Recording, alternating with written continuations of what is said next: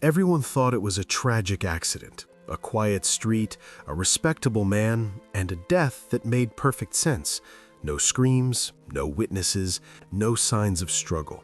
The case was almost closed before it even began. But UK police noticed something that didn't belong there. One small detail, something that should never have happened. And that single detail would turn this peaceful scene into a calculated murder investigation. The call came in just after 6:20 a.m. on a grey Monday morning in the quiet town of Harborough, England. A middle-aged man had been found dead in his own living room.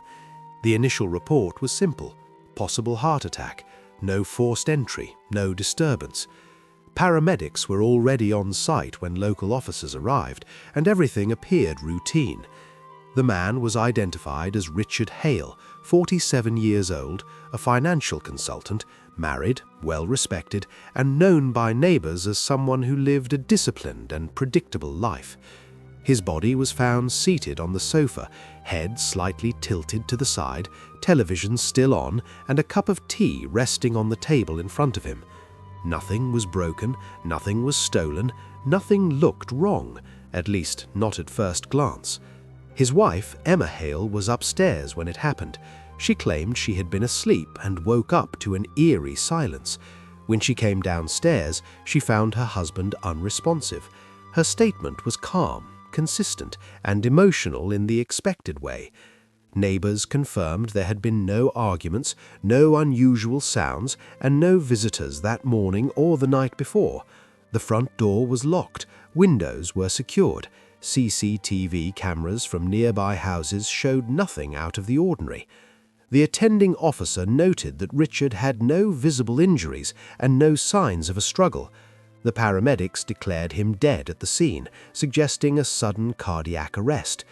The house was warm, clean, and orderly. Everything pointed to a natural death. For most officers, this would have been a closed case within hours. The paperwork began. A routine post-mortem was scheduled, more out of protocol than suspicion. Emma Hale was advised to contact family members. She appeared cooperative, answered every question without hesitation, and even offered to provide Richard's medical history. She mentioned stress at work and a recent complaint of chest discomfort weeks earlier. It all sounded reasonable, too reasonable. When the senior investigating officer from the regional UK CID unit arrived later that morning, he walked through the living room slowly, without speaking. He looked at the body position, he looked at the teacup, he looked at the clock on the wall. Then he looked at Emma again. There was something that didn't align. Nothing obvious, nothing dramatic, just a quiet inconsistency that refused to fit the narrative. The officer asked for the kettle to be checked. He asked when the tea had been made. He asked who turned the television on. Emma answered smoothly, but the officer remained silent. Because if Richard had died the way everyone believed, one of those answers should have been different, and that single unanswered question would prevent this case from ever being called an accident. By the afternoon, the case had been transferred fully to the UK CID unit, not because of clear evidence, but because the scene refused to feel settled. The house was reopened, this time not as a place of mourning, but as a place of questioning. Officers moved more slowly, more deliberately, documenting details that had been ignored earlier. The kettle was still on the kitchen counter, empty and cold. The teacup in the living room contained a dark residue at the bottom, but no milk ring, no sugar granules, and no spoon. Emma Hale repeated her statement calmly. She said Richard had made his own tea before she went upstairs to rest.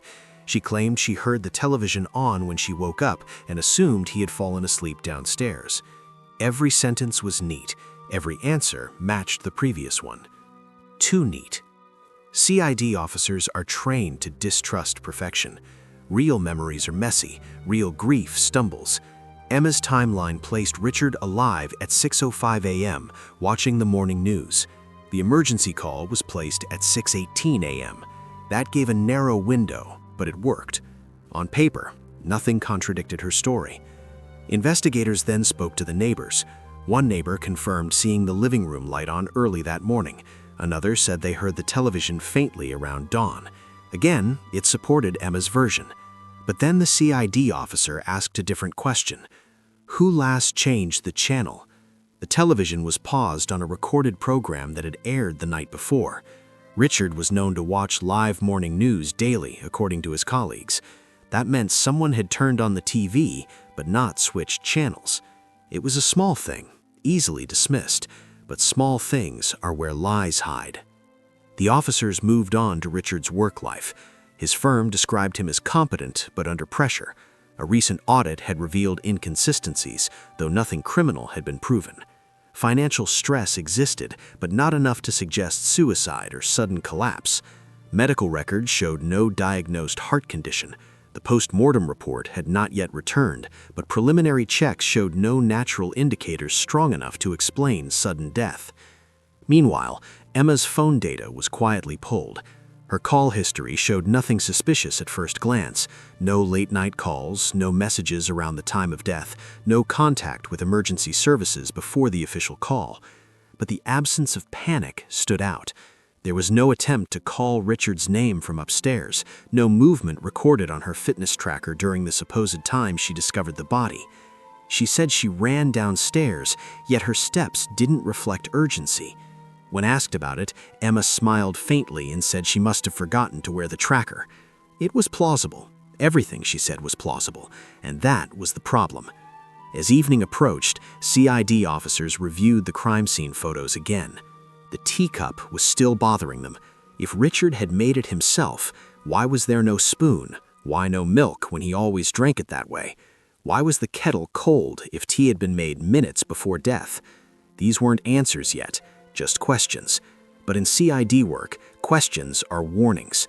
And somewhere between Emma's flawless alibi and the quiet living room, the investigation began to shift from how Richard died to who needed him to die that morning.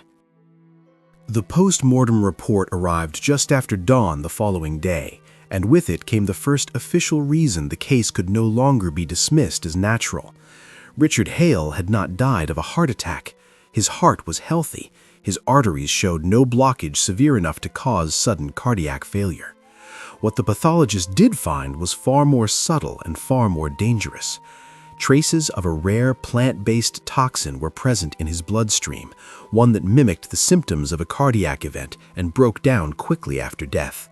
It was not something found accidentally. It was not something prescribed, and it was certainly not something that appeared without human involvement. Suddenly, the quiet living room was no longer a place of tragedy. It was a crime scene.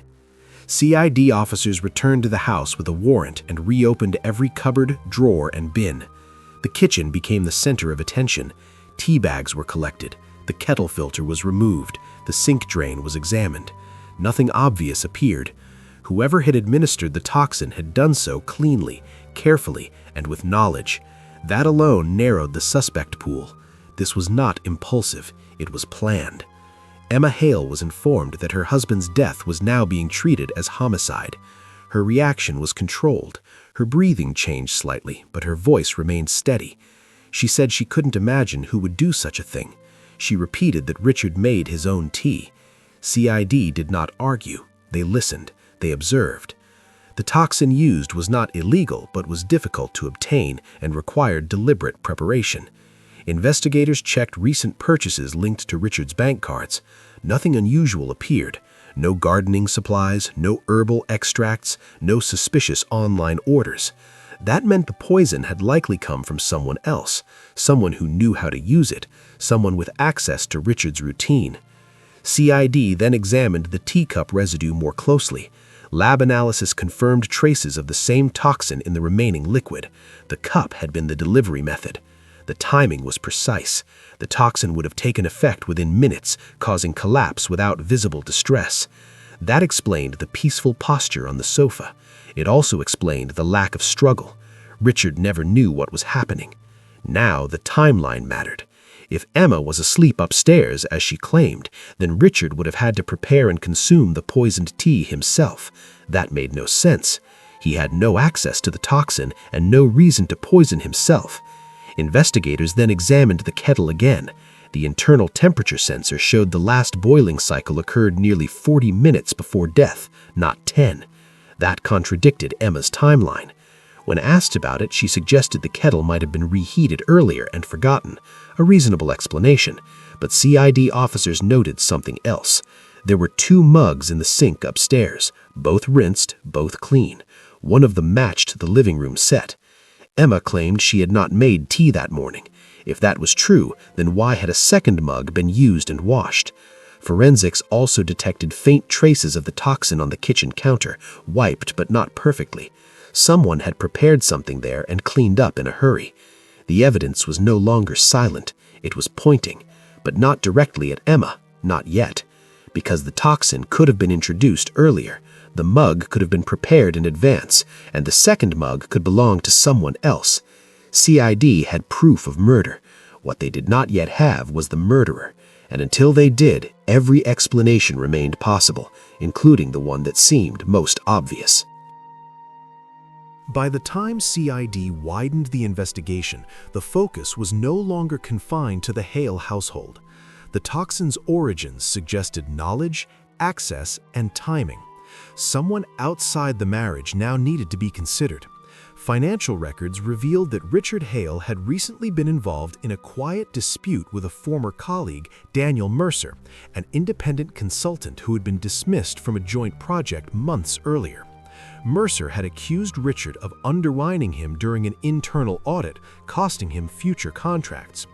Emails between them were tense but not threatening. Still, motive existed. Mercer lived less than 15 minutes away. He also had a background in environmental science, which meant access to plant-based compounds was not unusual for him. CID brought him in for questioning. Daniel Mercer appeared irritated rather than nervous. He denied any involvement and openly admitted his resentment toward Richard, but insisted it had never escalated beyond professional conflict. He provided an alibi, claiming he had been on a morning jog at the time of death. Fitness tracker data supported his claim. CCTV cameras along the jogging route confirmed his presence. Everything checked out. Yet, CID officers noticed something else. Mercer knew the toxin by name before it was mentioned. He quickly corrected an officer on its effects, then laughed it off, saying it was common knowledge in his field. Possible, but interesting. Investigators then discovered that Mercer and Emma Hale had exchanged messages weeks earlier. The messages were brief and professional, discussing Richard's workload and stress. Emma explained she had contacted Mercer out of concern for her husband's health and mental state. Mercer confirmed the same. Again, reasonable. Again, clean. Too clean. As Mercer was released, the case took an unexpected turn. A neighbor came forward with a detail they had previously dismissed as irrelevant. Around 5:45 a.m., they had seen someone standing near the Hales' front door, not entering, not leaving, just standing briefly, then walking away. They couldn't identify the person clearly, but described a tall figure wearing a dark coat. This did not fit Emma's account nor Mercer's jog. CID reviewed nearby CCTV again, this time expanding the time frame. A figure was indeed visible, briefly obscured by shadow, face hidden, arriving on foot and leaving calmly. The footage was grainy but enough to confirm presence. Someone had been there. Someone who knew the house would be quiet. CID officers returned to Emma with this information. Her response was delayed this time. She said it must have been a delivery worker or someone passing by, but no deliveries were scheduled. When asked why she hadn't mentioned hearing the door or movement, she said she had been asleep. Yet the alarm logs showed the system had been briefly disarmed and rearmed at 5:42 a.m. Only 2 people knew the code, Richard and Emma. CID didn't accuse her, they simply noted it. The investigation now had 3 possibilities. Emma, the wife with the perfect alibi and access. Mercer, the knowledgeable colleague with motive but confirmed location elsewhere. Or an unknown third party who knew the alarm code, the routine, and the timing. The problem was that each possibility explained part of the evidence, but not all of it. And in CID work, when no single theory fits completely, the truth usually involves something everyone overlooked, something so ordinary that it never raised suspicion at all. CID officers return to the beginning, not to the suspects, but to the routine. In complex cases, routine is often the mask crime hides behind. Richard Hale lived by patterns: morning tea, same mug, same news channel, same time. That predictability made him vulnerable. Investigators reconstructed his final morning minute by minute. The alarm system logs were reviewed again. The system had been disarmed for exactly 90 seconds, too short for a visitor, too long for an accidental trigger. Someone had entered, done one precise thing, and left. No hesitation, no search. That meant the person knew exactly what they were there to do. CID then examined who else had legitimate access to the alarm code. Not many, but one name had been dismissed early: the house cleaner, Sarah Collins. She had worked for the Hales twice a week for over a year. She knew their routine, she knew the alarm code, she knew where things were kept. And most importantly, she was present in the house often enough to observe Richard's habits without raising suspicion. CID interviewed Sarah that afternoon. She appeared nervous but cooperative. She admitted knowing the alarm code, but insisted she had not been there that morning. She claimed she had taken the week off due to a family issue.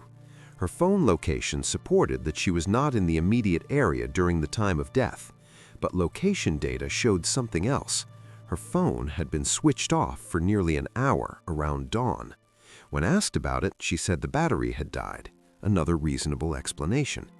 CID requested permission to search her belongings. In her car, officers found gardening gloves. On their surface were faint traces of the same plant compound used in the toxin.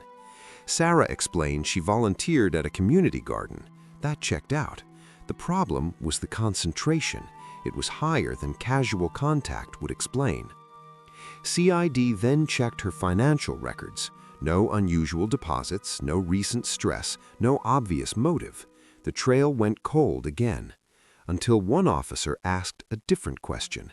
Who prepared the tea? Everyone had assumed it was either Richard or Emma, but what if the tea was prepared earlier, not that morning? The kitchen inspection revealed a small thermos flask in a cupboard. Emma said Richard sometimes prepared tea in advance if he expected an early meeting. Forensic testing found residue of the toxin inside the flask. That meant the tea had been poisoned before it was poured into the cup. That shifted the timeline entirely. The tea was not prepared minutes before death. It was prepared hours earlier, possibly the night before. CID reviewed phone records again. Emma had gone out that evening. She met a friend for dinner and returned home late. She had an alibi. But Sarah, the cleaner, had been in the house earlier that day. She had access, she had time, and she had opportunity to prepare the tea unnoticed. CID confronted Sarah with the new evidence. Her story began to change. She admitted she had prepared tea for Richard before, as a favor. She admitted she knew where the thermos was kept, but she denied adding anything harmful. When asked why the toxin traces were inside the flask, she went quiet. For the first time, the investigation had a suspect whose explanation no longer fit the facts. But CID still lacked motive, and without motive, suspicion alone was not enough. The question now was not how the murder was done. That was clear. The question was why Sarah Collins would want Richard Hale dead. Once Sarah Collins became the focus, CID shifted from forensic reconstruction to psychological analysis. Motive is rarely loud. It hides in resentment, fear, or something taken away. Investigators reviewed Sarah's employment history more closely. She had not always been a house cleaner. Years earlier, she had worked as an administrative assistant at a small consultancy firm. That firm collapsed after an internal financial review exposed irregularities. The report that triggered the collapse had been authored by an external consultant, Richard Hale. The connection had been missed because the company name no longer existed, and Sarah had changed her surname after a divorce. But to her, Richard was not a stranger. He was the man whose report had ended her career, forced her into debt, and contributed to the breakdown of her marriage. CID examined emails from that period. Sarah had appealed the findings, insisting the errors were systemic, not personal. Richard had dismissed her objections professionally but firmly. No wrongdoing was ever proven on his part. Still, consequences followed. Sarah lost everything she believed she had earned.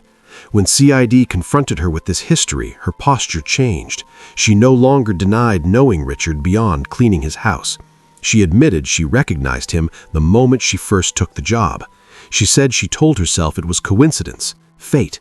But resentment doesn't fade just because time passes. It waits. Sarah explained that working in his home, watching his comfortable life, his calm mornings, and his untouched routine reopened wounds she thought were healed. She denied planning his death, but admitted researching natural toxins months earlier, out of curiosity. CID knew curiosity was a lie people used to describe preparation. The toxin she used was chosen because it would look natural, because it would not cause pain, because it would leave no obvious violence. When asked why she prepared the tea the night before, Sarah said she only intended to make him ill. She claimed she wanted him to feel afraid, helpless, the way she once had. But she underestimated the dosage. CID allowed the statement to stand without challenge. They knew from experience that partial confessions often hid full intent. The investigation team now had motive, method, and opportunity. But one thing still didn't fit: the alarm system. Sarah insisted she had not entered the house that morning.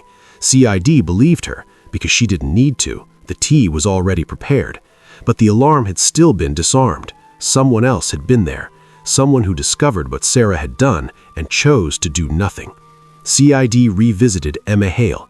They laid out the evidence carefully, piece by piece. The poisoned tea, the thermos, Sarah's motive.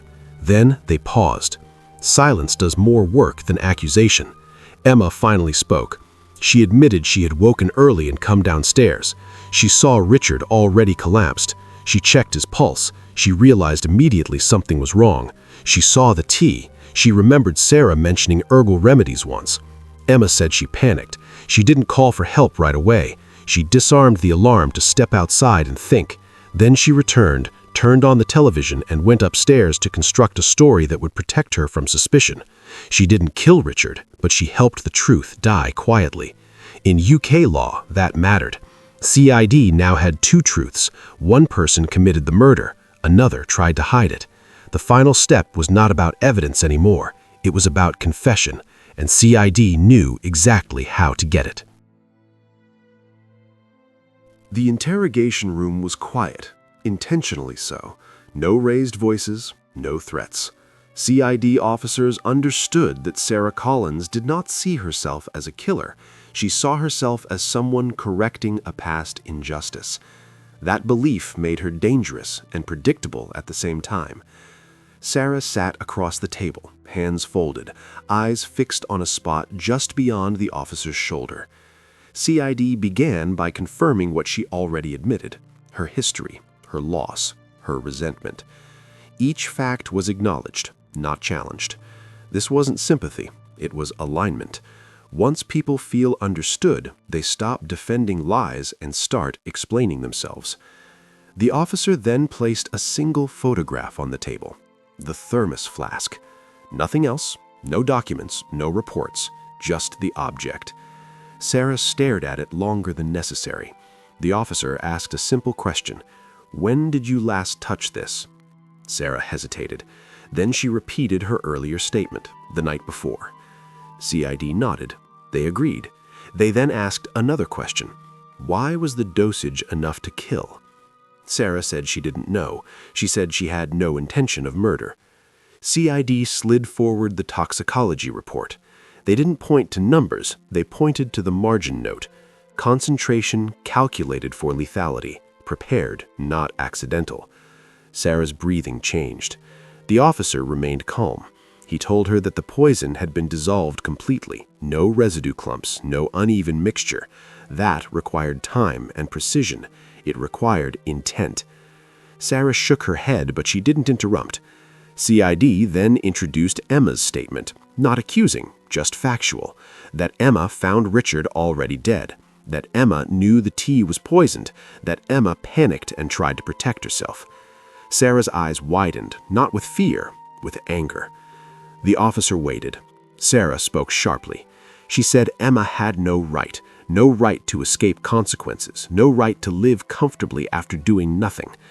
The officer leaned back slightly, and then delivered the final piece. He told Sarah that Emma would not be charged with murder, only obstruction, that Sarah alone would carry responsibility for Richard's death. The room went still. Sarah's face tightened. The injustice she feared was happening again. CID allowed the silence to stretch. Then the officer said quietly that intent mattered, that if Sarah truly only meant to scare Richard, the court would consider it, but only if she told the truth now. The trap was complete. Sarah began to speak, slowly at first. She admitted researching the toxin. She admitted choosing the dose deliberately. She admitted preparing the tea knowing Richard would drink it the next morning. She said she wanted him to feel his life slipping away the way hers had. She said she wanted him to understand fear before death. The confession was recorded, signed, unambiguous. There were no tears, only relief. Sarah had waited years to speak those words. CID officers did not celebrate. They never do, because truth, when it finally appears, rarely brings peace. Outside the room, Emma Hale was informed of the arrest. She would face charges of obstruction and delay of emergency assistance. The case was no longer a mystery, but it was not yet finished, because CID believes every story must end where it began, at the scene. And there was one final detail to address. The arrest was quiet, just like the crime itself. Sarah Collins was taken into custody without resistance. No crowd, no headlines waiting outside, just the closing of a door and the weight of what had been done. CID officers returned one last time to the Hale residence, not to search, but to conclude. The living room was empty now. The sofa had been cleared. The television was off. Without the noise of investigation, the house felt smaller, ordinary. That was the final reminder of how easily ordinary places can hide extraordinary crimes. The senior CID officer stood where Richard Hale had died and explained the case from beginning to end, not for the record, but for understanding. The poisoned tea had been prepared the night before, delivered through routine and activated by trust. No forced entry, no struggle, no warning. The alarm had been disarmed not by the killer, but by a witness who chose fear over truth. Emma Hale's decision did not cause Richard's death, but it allowed the lie to live longer than it should have. She would face consequences, but she would also live with the knowledge that silence has a cost. Sarah's motive was not money. It was not jealousy. It was unresolved anger. A life altered by a professional decision, followed by years of watching the person she blamed live comfortably, unaware of the damage left behind. CID noted that the case was never about intelligence, it was about patience. Every lie worked because it was built on something real, a real routine, a real grievance, a real opportunity. The reason the case was solved was not because of one dramatic clue, but because of small inconsistencies that refused to align. A cold kettle, a clean mug, a television on the wrong channel, details people ignore because they seem harmless. In crime, harmless details are often the loudest. Sarah Collins was charged with murder. Emma Hale was charged with obstruction of justice. Daniel Mercer was cleared completely. The town of Harborough returned to its quiet rhythm within weeks. Neighbors stopped talking. The streetlights turned off at night like they always had. Life continued, but CID recorded the case with a final note. The most dangerous crimes are not violent. They are believable. They look like accidents, they sound like coincidence, and they survive because everyone wants them to be simple. As the file was closed, the officer wrote one last line. Truth does not demand attention. It waits, and when it is ready, it speaks through the smallest detail you failed to question.